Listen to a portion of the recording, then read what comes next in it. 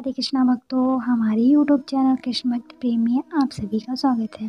आज की कथा प्रभु श्री राम भक्त की है, जो कि बहुत ही प्यारी है। चलिए कथा सुनाते हैं। बहुत साल पहले की बात है। एक आलसी लेकिन भोला भाला युवक था।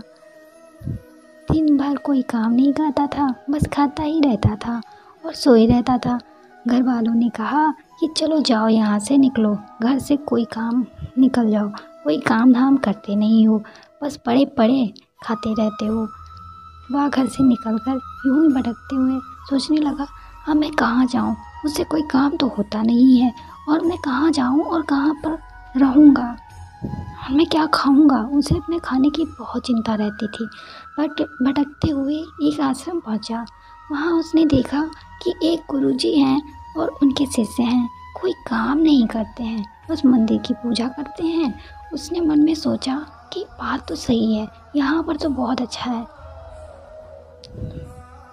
ये तो बढ़िया है, कोई काम धाम नहीं है, बस पूजा ही तो करना है। गुरुजी के पास जाकर पूछा, क्या मैं यहाँ रह सकता हूँ? गुरुजी बोले, हाँ हाँ, क्यों नहीं, अवश्य ही रह सकते हो, लेकिन मैं कोई काम नहीं कर सकता हूँ। गुरुजी, कोई काम नहीं करना है, बस पूजा ही करनी है। भक्त बोला, ठीक है, वह तो मैं कर लूँगा। अब आलसी व्यक्ति महाराज के आश्रम में रहने लगा। ना कोई काम ना कोई धाम, बस सारा दिन खाते रहो और प्रभु भक्ति में भजन गाते रहो। महीना भर ऐसे ही तैसे हो गया। फिर एक दिन आई एकादशी। उसने रसोई में जाकर देखा कि खाने की कोई तैयारी नहीं है। उसने गुरुजी से पूछा कि आज खाना नहीं बनेगा क्या? गुरुजी ने कहा, नहीं, आज तो एकादशी है, तुम्हारी भी एकादशी का व्रत उपवास है। उसने कहा, नहीं, अगर हमने उपवास कर लिया तो कल का दिन ही नहीं देख पाएंगे। हम तो उपवास नहीं कर सकते हैं, हमें तो भूख लगती है, पहले आपने क्यों नहीं बताया?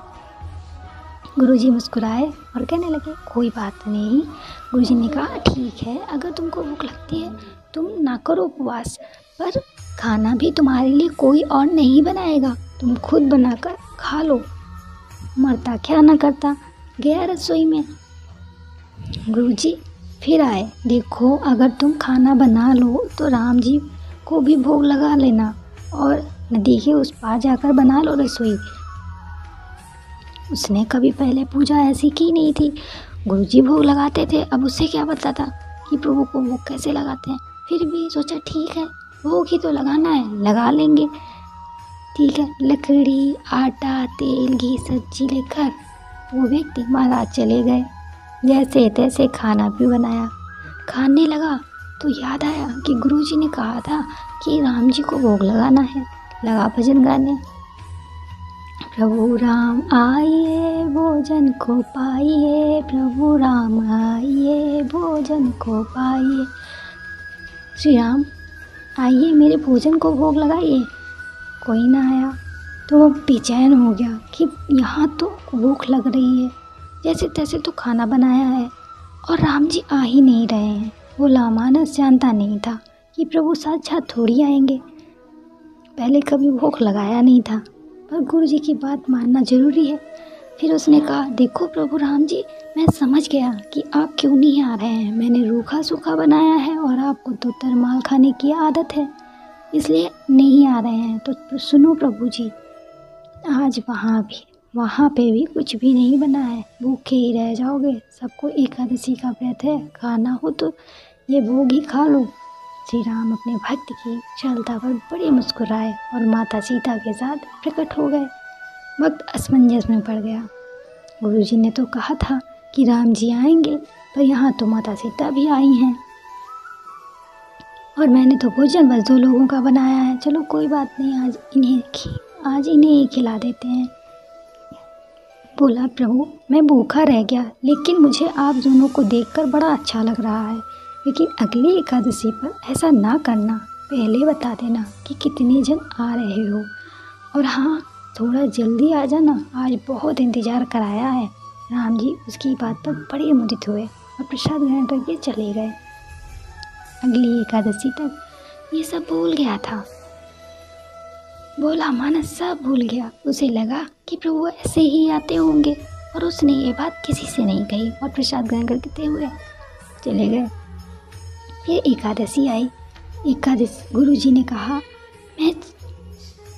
मैं चला अपना खाना बनाने, पर गुरुजी थोड़ा ज़्यादा अनाज लगेगा। वहाँ 2 लोग आते हैं। गुरुजी मुस्कुराए, भूख के मारे बावला है, ठीक है ले जा और अनाज ले जा। अब की बार उसने 3 लोगों का खाना बनाया। फिर गुहार लगाई, प्रभु राम आइए, सीताराम आइए, मेरे भोजन का भोग लगाइए। प्रभु की महिमा की निराली, प्रभु की महिमा तो बहुत ही निराली है। भक्ति के साथ कौतुक करने में उन्हें भी बड़ा मज़ा आता है। इस बार वे अपने भाई लक्ष्मण, भरत, शत्रुघ्न और हनुमान जी को लेकर आ गए। भक्त को चक्कर आ गए। ये क्या हुआ, एक का भोजन बनाया तो 2 आए हैं, आज 2 का भोजन बनाया तो पूरा खानदान आ गया। लगता है आज भी भूखा ही रहना पड़ेगा। सबको भोजन लगाया और बैठे बैठे देखता रहा। अनजाने ही उसकी भी एकादशी हो गई। फिर अगली एकादशी आने से पहले गुरुजी से कहा, गुरुजी ये आपके प्रभु राम जी अकेले क्यों नहीं आते हैं? हर बार कितने सारे लोग ले आते हैं, इस बार अनाज ज़्यादा देना। गुरुजी को लगा कहीं ये अनाज बेचता तो नहीं है, देखना पड़ेगा। जाकर भंडारी से कहा, भंडार ने कहा इसे कितना अनाज चाहिए दे दो, और छुपकर उसे देखने चल पड़े। इस बार आनंद से सोचा, खाना पहले नहीं बनाऊंगा, पता नहीं कितने लोग आ जाएं, पहले बुला लेता हूँ फिर बनाता हूँ। फिर टेर लगाई, प्रभु राम आइए, श्री राम आइए, मेरे भोजन का भोग लगाइए।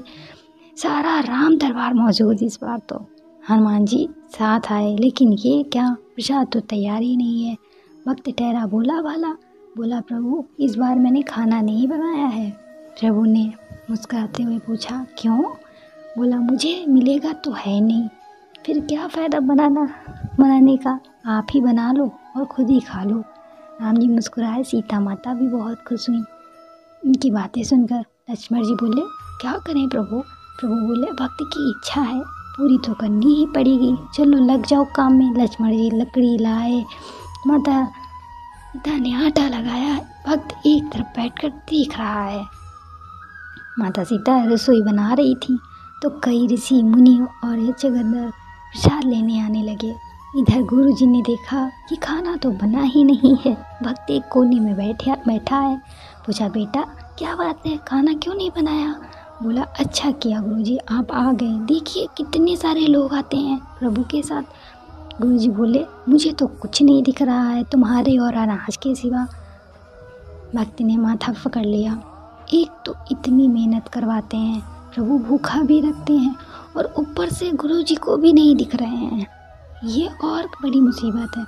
प्रभु से कहा, आप गुरुजी को क्यों नहीं दिख रहे हो? प्रभु मुस्कुराए और बोले, मैं उन्हें नहीं दिख सकता। भक्त बोला, क्यों?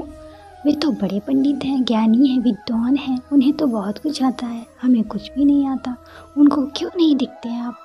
प्रभु बोले, माना कि उनको सब आता है, पर वे सरल नहीं है तुम्हारी तरह, इसलिए उनको नहीं दिख सकता। वो आलसी व्यक्ति ने गुरुजी से कहा, गुरुजी प्रभु कह रहे हैं कि आप सरल नहीं हो, इसलिए आपको नहीं दिखेंगे। गुरुजी रोने लगे और कहने लगे कि वाकई मैंने सब कुछ पाया है, पर सरलता नहीं पा सका तुम्हारी तरह, और प्रभु तो मन की सरलता से ही मिलते हैं। प्रभु प्रकट हो गए और गुरुजी को भी दर्शन दे दिए। इस तरह के भक्त के लिए भगवान प्रभु श्री राम ने रसोई भी बनाई है। तो ऐसे हैं भक्त, और भगवान की कथाओं में प्रभु अपना ऐसे अपने भक्त के लिए क्या कुछ नहीं करते हैं, जो भक्ति की खुशी होती है वो उससे पूरी करते हैं। इसीलिए भगवान से प्रेम करें और सच्चे हृदय से प्रभु का ध्यान करें।